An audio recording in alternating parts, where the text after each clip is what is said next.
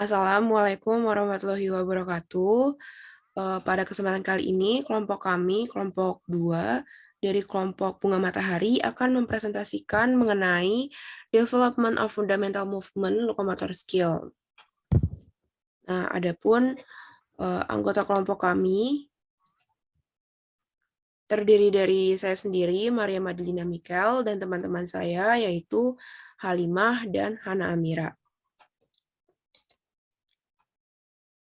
Baik, pertama saya akan menjelaskan mengenai keterampilan lokomotor. Keterampilan lokomotor terdiri dari sekelompok keterampilan motorik dasar atau fundamental motorik skill yang memungkinkan seorang individu untuk menavigasi melalui ruang atau memindahkan tubuh mereka dari satu titik ke titik lain. Menurut Robinson pada tahun 2015, keterampilan lokomotor ini mirip dengan keterampilan manipulasi, yang mana kompetensi dasar dalam keterampilan ini sangat penting untuk keterlibatan dalam aktivitas fisik yang bermakna untuk kesehatan dan juga untuk bergerak secara efektif dalam berbagai bidang olahraga, permainan, dan juga tarian. Salah satu bentuk keterampilan lokomotor yang paling umum adalah running, galloping, hopping, skipping, jumping, leaping, dan juga sliding. Nah, ahli teori perkembangan motorik sering menyebut keterampilan lokomotor ini sebagai filogenetik, yang mana filogenetik ini merupakan keterampilan yang tidak ditentukan secara budaya tetapi umum untuk dilakukan oleh manusia. Maksudnya adalah gerakan ini lebih dikembangkan secara alami dan tidak membutuhkan instruksi formal dan juga umpan balik. Selanjutnya, saya akan menjelaskan mengenai keterampilan berlari. Keterampilan berlari merupakan bentuk lokomotif yang melibatkan proyeksi tubuh ke depan dengan kaki yang bergantian sebagai basis dukungan. Nah, berlari ini mungkin merupakan salah satu fundamental motorik skill yang paling penting karena digunakan di hampir semua olahraga dan permainan yang dimainkan oleh anak-anak dalam aktivitas seumur hidup. Berlari juga merupakan salah satu keterampilan paling awal di mana anak-anak mengembangkan kompetensi dan juga pola awal berlari ini juga terjadi setelah permulaan berjalan. Selanjutnya adalah terdapat beberapa faktor atau prasyarat agar nantinya anak itu mampu untuk berlari, termasuk anak mampu untuk menunjukkan pola kontralateral, kekuatan inti, dan juga keseimbangan dinamis. Adapun prasyaratnya diantaranya yaitu anak harus memiliki koordinasi multi anggota tubuh yang cukup untuk mengkoordinasikan kedua kakinya dan mempertahankan langkah yang stabil. Dan aspek yang semakin memengaruhi kemampuan anak untuk berlari dengan baik adalah rasio kekuatan terhadap berat badan anak. Karena anak membutuhkan kekuatan yang cukup di setiap kaki untuk mendorong tubuhnya ke atas dan juga ke depan. Jika anak mempunyai kelebihan berat badan dan juga mengalami obesitas, maka anak akan mengalami peningkatan defisit dalam keterampilan berlari. Nah, saat anak maju dalam perkembangan berlari mereka, mereka menjadi lebih efisien dalam menghasilkan gaya-gaya yang sejalan dengan arah gerakan dan menghilangkan gerakan-gerakan asing. Berikut merupakan karakteristik anak yang mahir dalam berlari. Yang pertama adalah fase production, di mana pada fase ini anak-anak itu akan memiliki karakteristik tubuh anak akan bersandar ke depan. Selain itu juga kaki dasar akan membentang 180 derajat saat push off dan kaki akan menghadap ke depan dengan lutut ditekuk. Untuk fase yang kedua yaitu fase ayunan, di mana fase ini untuk memperpendek tuas kaki dan juga untuk memungkinkan gerakan lebih cepat menuju kontak kaki. Nah, anak-anak akan menunjukkan fase terbang ketika kedua kaki berada di tanah dan juga setelah push off ini kaki akan diayunkan menekuk dan tumit akan mendekati bokong. Yang ketiga yaitu fase dukungan, di mana pada fase ini tumit atau bola pendaratan kaki. Selanjutnya adalah perkembangan berlari. Berikut merupakan gambar yang menunjukkan urutan 4 tahap perkembangan berlari. Dalam mengembangkan urutan ini, anak-anak akan diberi tugas batasan tugas berlari secepat yang mereka bisa untuk memperoleh tindakan sprint jika mereka mampu. Nah, pada tahap pertama ini, anak akan menunjukkan langkah pendek dan lebar dengan mengangkat lutut tinggi dan akan sering terjatuh pada saat mereka berlari. Nah, pada tahap 1 ini, tindakan lengan awal akan bersifat protektif, dimulai dari high guard atau penjagaan tinggi, dan kemudian turun ke middle guard atau penjagaan tengah. Seiring waktu, lebar langkah anak akan menjadi lebih sempit hingga selebar bahu.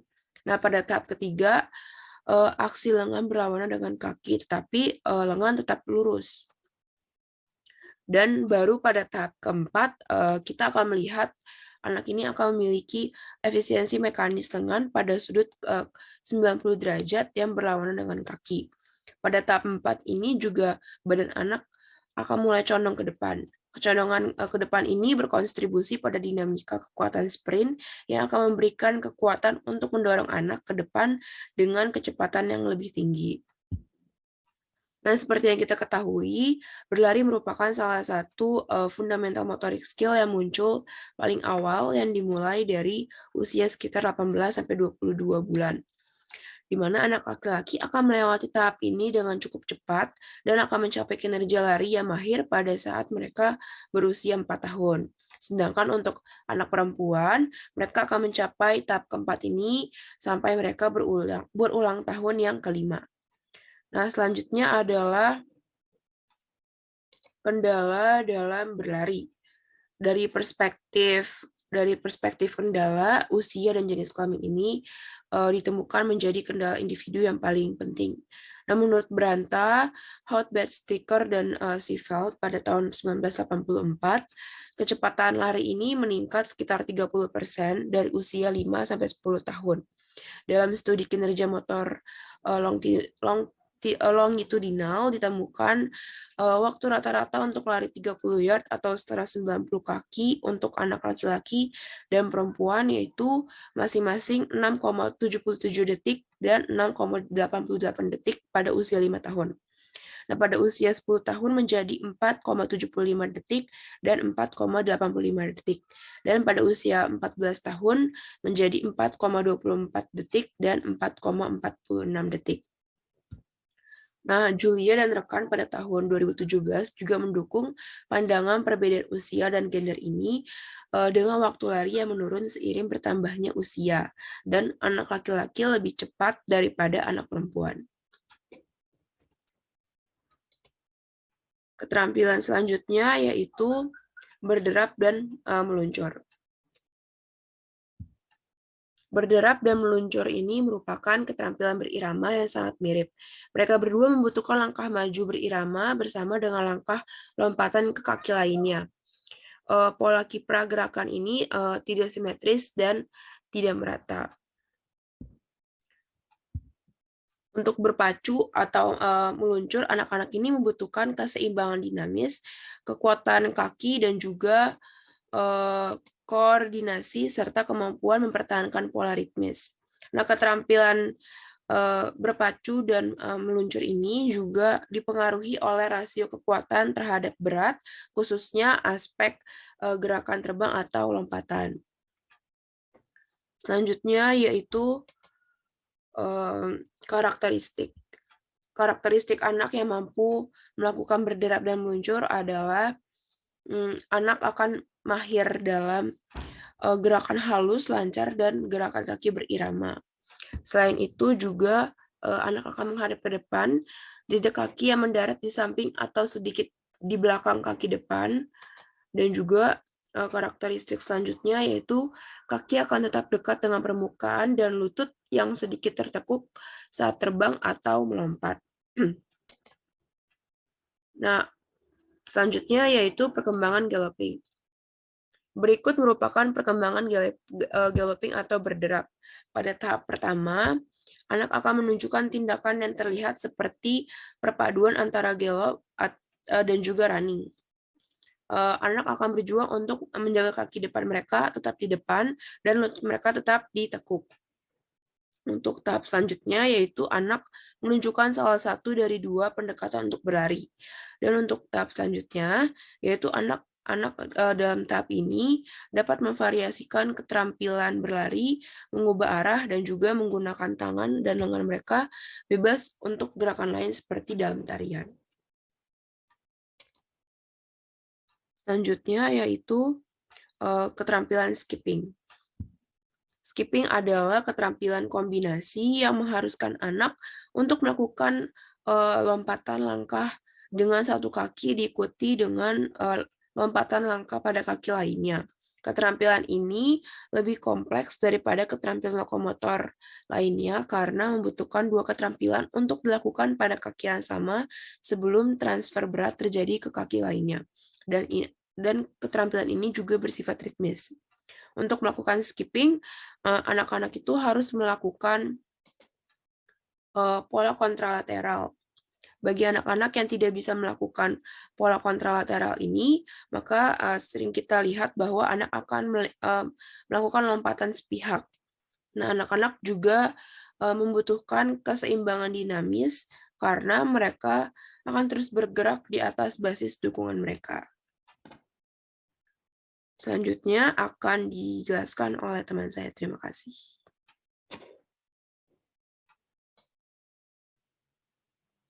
Baik, selanjutnya ada tahap skipping, di mana seperti gambar yang terlihat ya, di sini ada tahap 1, tahap 2, dan juga tahap 3.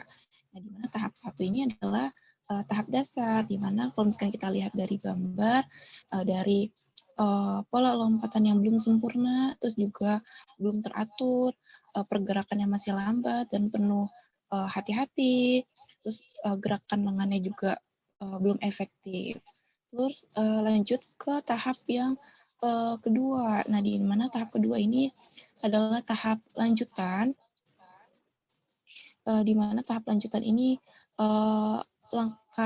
polanya itu sudah mulai berirama dan juga lengan sudah mulai teratur dalam mengangkat tubuhnya menjadi lebih variatif dan juga lebih efektif. Selanjutnya di tahap yang ketiga, ini adalah tahap yang sudah ahli, di mana pergerakan ini sudah lebih berirama, kaki juga sudah lebih efektif dalam melompong dan juga saat melompat satu kaki.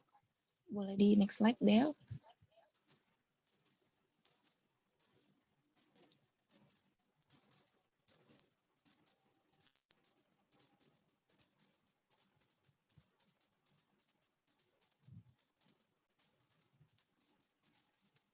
Oke, oh ya, ini berarti ada pembahasannya ya, seperti yang tadi digambar tadi, di mana tahap 1 adalah tahap dasar, lompatan yang tidak sempurna, selanjutnya ke tahap lanjutan, lengan dan kaki tinggi sudah mulai hampir sempurna.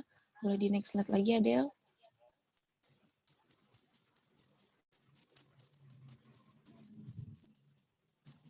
Nah, sampai dengan ke tahap yang ketiga, yaitu tahap yang ahli, di mana lompatan sudah berirama, pengaruh lengan itu sudah mulai berkurang, di mana tangan sudah mulai efektif dalam pergerakan lompatan, kaki menopang dekat dengan permukaan saat melompat satu kaki, di mana skipping ini biasanya merupakan kemampuan gerak yang terakhir muncul pada anak, biasanya di sekitar usia 7 tahun. Nah, sebagian kecil pada usia 5 tahun dapat menunjukkan kemampuan skipping. Nah, pada awalnya anak-anak bisa menampilkan loncatan secara sepihak aja, yaitu dimulai tadi tahap yang pertama, yaitu sebuah skip dengan kaki yang dominan dan langkah berlari dengan kaki yang lainnya. Boleh di next slide lagi, Adel.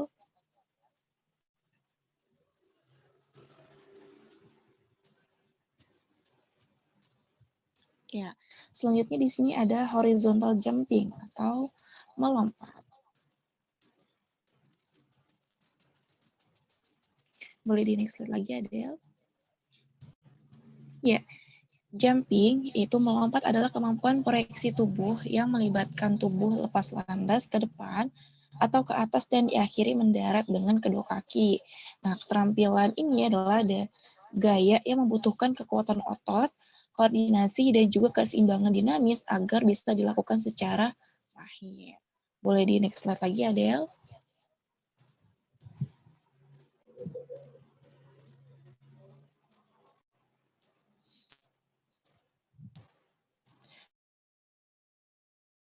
Akan melompat, di mana ada fase persiapan, fase penghasil gaya, dan yang terakhir adalah fase mendarat. Nah, fase persiapan di mana posisi tubuh itu sendiri sudah siap dalam melakukan lompatan. Lalu ke fase penghasil gaya. Nah, di mana tubuh sudah mulai melompat dengan melepas landas dari kedua kaki ke arah depan.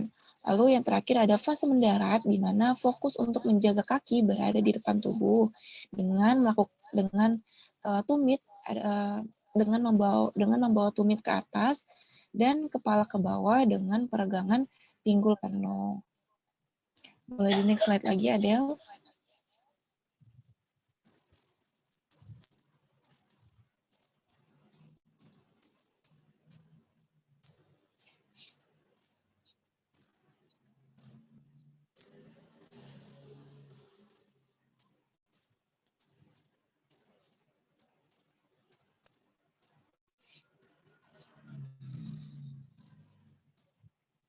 Oke.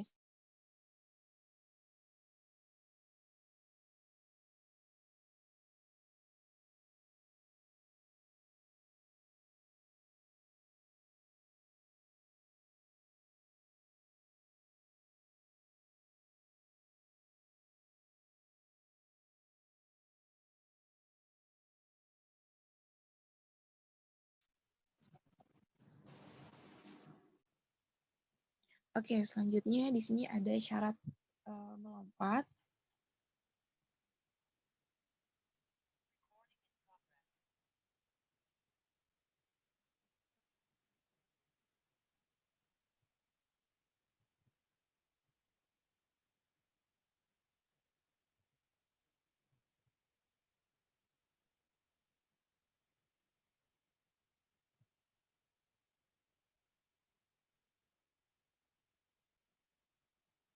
Oke, di sini ada syarat melompat, di mana melompat adalah keterampilan eksplosif yang membutuhkan luar biasa kekuatan kaki saat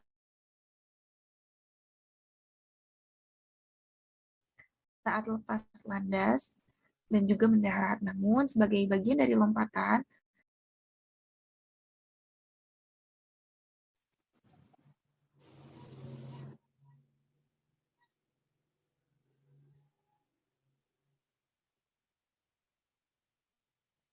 oke, di mana dari syarat melompat ini, anak harus bisa mengayunkan lengannya secara kuat di atas kepala, dan dengan demikian juga membutuhkan inti kekuatan, di mana lengan ini dapat berayun dan dengan kekuatan inti selama pendaratan. Boleh di next slide, Adel?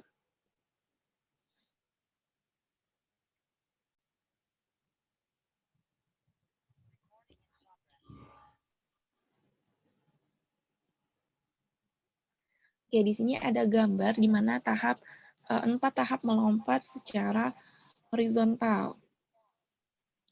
Untuk tahap secara horizontal, di sini ada gambar dari yang tahap pertama, yaitu adalah tahap dasar, di mana tahap dasar ini adalah pergerakan oleh lengan, di mana lengan ini bertindak sebagai rem, dan juga dilihat dari yang pertama, lompatannya masih sebagai tahapan permulaan. Lalu di tahap yang kedua, itu adalah tahap lanjutan. Tungkai kaki sudah mulai menjauh dari arah lompatan. Lalu di tahap ketiga, yaitu tahap lanjutan yang kedua, di mana lengan bergerak ke depan dan juga siku itu berada di depan dada saat meloncat. Terus juga tangan setinggi kepala, di mana sudut loncatan juga berada di sudut 45 derajat, di mana lebih jauh dari tahap yang kedua. Sampai dengan tahap yang keempat, yaitu tahap ahli, di mana tahap ahli ini adalah tolakan tubuh benar-benar sudah menjauh dari arah lompatan. Boleh di next slide lagi, Adele.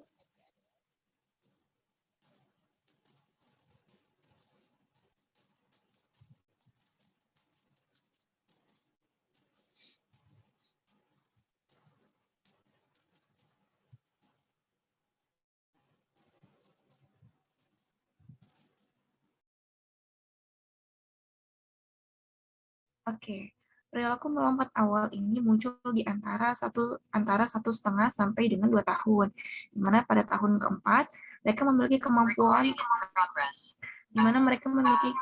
kemampuan lompatan tahap kedua dengan lengan bersayap. Untuk sampai tahap ketiga di usia 6 tahun dapat mendemonstrasikan perilaku lompat ini. Nah, sampai dengan pada usia ke-10 tahun, yaitu pada tahap yang terakhir ya, pada tahap 4, di mana mereka sudah mampu melompat pada sudut 45 derajat saat lepas landas dengan berayun menggunakan lengan, dan koordinasi kepala dan juga bahu sudah mulai stabil saat melayang di udara. Boleh di next slide lagi, Adele.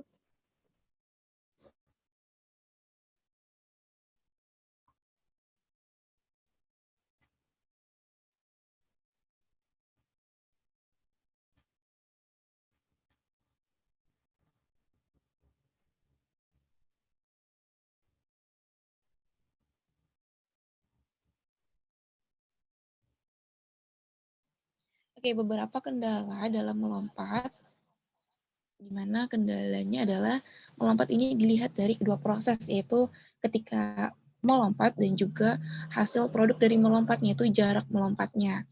Nah, pada anak usia 3-6 tahun yang menurut Latore dan juga Roman, ya juga ada Gracia Pinellas dan kawan-kawannya, mereka melakukan penelitian bahwa anak usia 3-6 tahun ini memiliki kekuatan lompat dengan sangat baik. Lalu menurut Williams dan juga kawan-kawan di tahun 2013, mereka melakukan penelitian, mereka mengatakan bahwa lompatan vertikal anak-anak yang memiliki kemampuan motorik rendah ini akan mempengaruhi koordinasi mekanik dan juga lompatannya kurang efektif. Boleh di next slide lagi, Adele?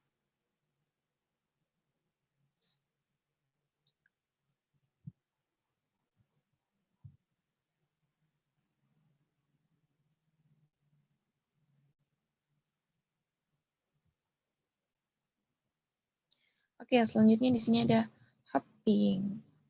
Boleh di next lagi, Adele?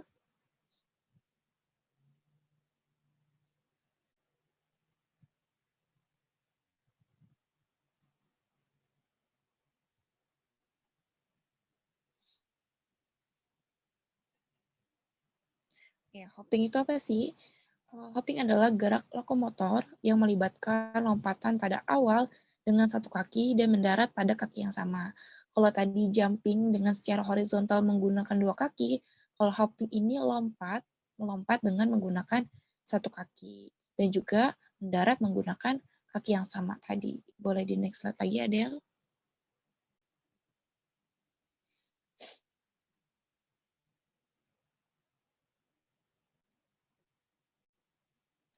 Oke, hopping serupa dengan lompat jauh dan lompat tinggi ya, seperti yang tadi jumping horizontal, namun pelaksanaannya berbeda.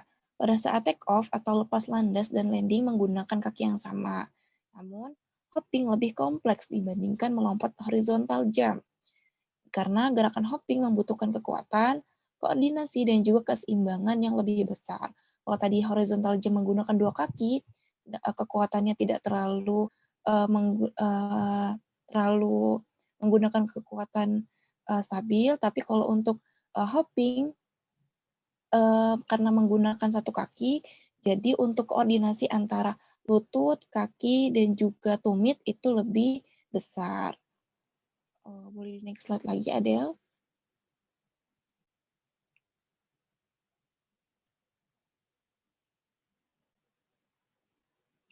Nah, selanjutnya hopping ini bisa dilakukan dengan awalan pada kaki kanan atau dengan kaki kiri. Biasanya anak-anak ini memiliki preferensi kaki untuk melompat dengan sisi kaki yang dominan paling kuat dan juga menggunakan kaki yang tidak dominan sebagai penyeimbang dalam melakukan gerakan hopping. Nah, biasanya ketika anak-anak melakukan gerakan ini, anak sudah mengetahui gerak kaki mana yang menurut dia tumpuannya itu lebih besar dan kaki mana yang membuat dia sebagai penyeimbang. Boleh di next slide lagi, Adel?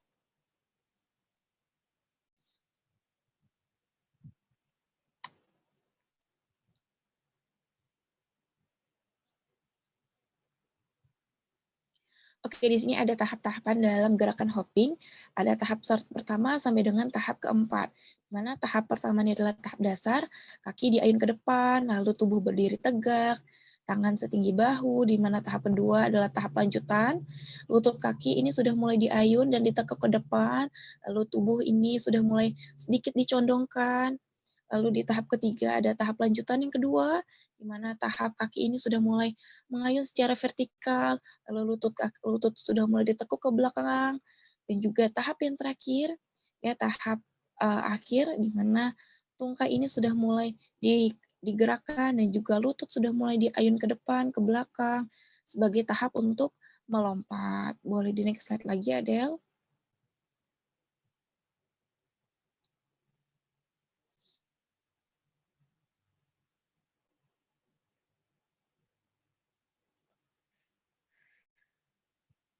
Oke, lanjutnya ada di mana data menunjukkan bahwa keterampilan melompat ini dimulai sekitar 6 bulan hingga 1 tahun setelah pola lompatan awal dimulai. Nah, awal pola melompat ini terjadi sekitar usia 30 bulan dan sekitar usia 42 bulan, di mana anak perempuan dan anak laki-laki ini menunjukkan fase-fase kedua, yaitu fase lanjutan ya, yang tadi di mana lutut kaki sudah mulai diayun dan ditekuk, dan tubuh sedikit dicondongkan ke depan, dan ayunan sudah mulai digerakkan ke dalam kedua sisi dalam melakukan lompatan. Boleh di next slide lagi, Adele?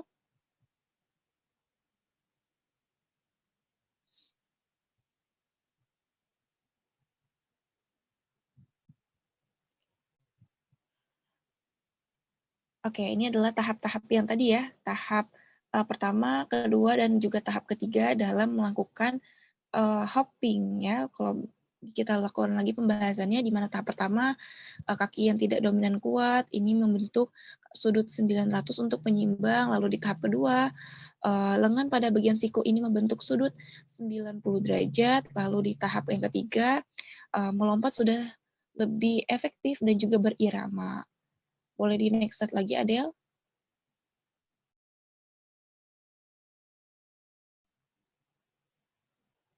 Baik, Oke, selanjutnya disampaikan oleh Hana. Terima kasih. selanjutnya adalah penilaian keterampilan motorik dasar. Tentunya karena fisik dan motorik itu termasuk salah satu aspek pada anak usia dini, tentunya pendidik ataupun orang tua juga bisa memberikan penilaian, asesmen, ataupun evaluasi untuk menilai dan mengukur keterampilan motorik dasar yang dimiliki oleh anak. Nah, untuk tesnya sendiri ada banyak dan berbeda-beda. Nah, contohnya tidak ada satupun tentang penilaian mana yang harus dipilih untuk mengevaluasi fisik motorik anak, karena itu tergantung pada banyak faktor. Selanjutnya, Del.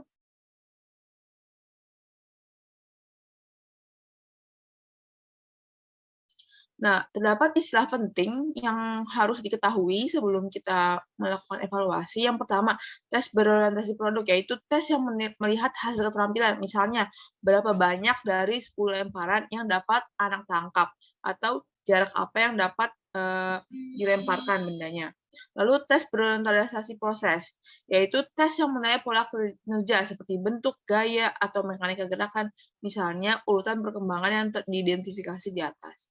Selanjutnya, tes yang direferensikan norma, yaitu tes yang membandingkan keterampilan anak dengan usia dan jenis kelamin yang sama, dan kadang-kadang juga dengan ras ataupun status sosial ekonomi yang sama. Lalu tes diferensikan kriteria, yaitu tes yang memeriksa kualitas gerakan anak dibandingkan dengan beberapa. Jadi seperti kualitas yang dimiliki oleh fisik motorik anak dibandingkan dengan anak lainnya, apakah memenuhi kriterianya ataupun tidak. Baik, Del, selanjutnya.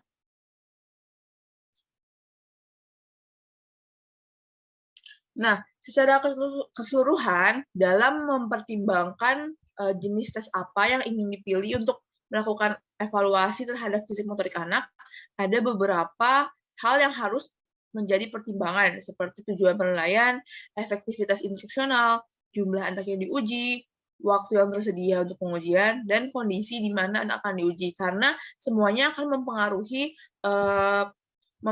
penilaian yang akan dilakukan. Jadi nanti guru ataupun orang tua dapat memilih evaluasi yang cocok dan pas untuk dilakukan pada saat itu.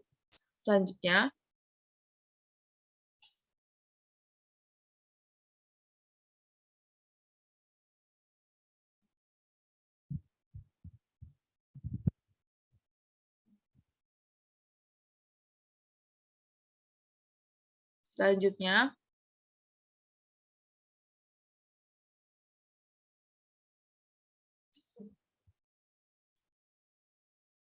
nah, di sini ada tabel grade level outcomes for locomotor and manipulative skills, yaitu kita ada tabel grade-nya atau kelas, lalu outcomes dari lokomotornya sama manipulative outcomes-nya. Seperti ini. Di grade kindergarten, outcomes yang itu adalah maintains balance while performing. Memiliki kemampuan keseimbangan saat hopping, galloping, running, sliding, skipping, atau horizontal and vertical jump. Lalu untuk manipulative outcomes-nya, itu seperti misalnya bisa melangkah menggunakan kaki yang berlawanan, lalu bisa menangkap bola yang dilempar, dan lain-lain. Selanjutnya, untuk kelas yang di atas kindergarten, ada di tabel berikutnya.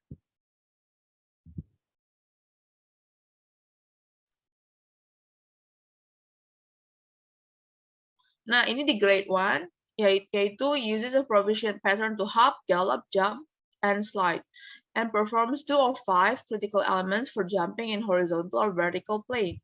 Jadi, anak-anak itu sudah mulai mahir ya dalam memiliki pattern dalam melompat, galloping, jogging, dan juga meluncur. Lalu bisa sudah lebih meningkat lagi kemampuan fisiknya, bisa menendang bola, kick a stationary ball, strikes with a short hand, throws underhand, catches soft toss and toss balls, bisa mendribble bola juga. Jadi anak-anak sudah makin mahir. Selanjutnya, nah ini selanjutnya ada beberapa kemampuan yang dapat dilakukan lagi. Selanjutnya,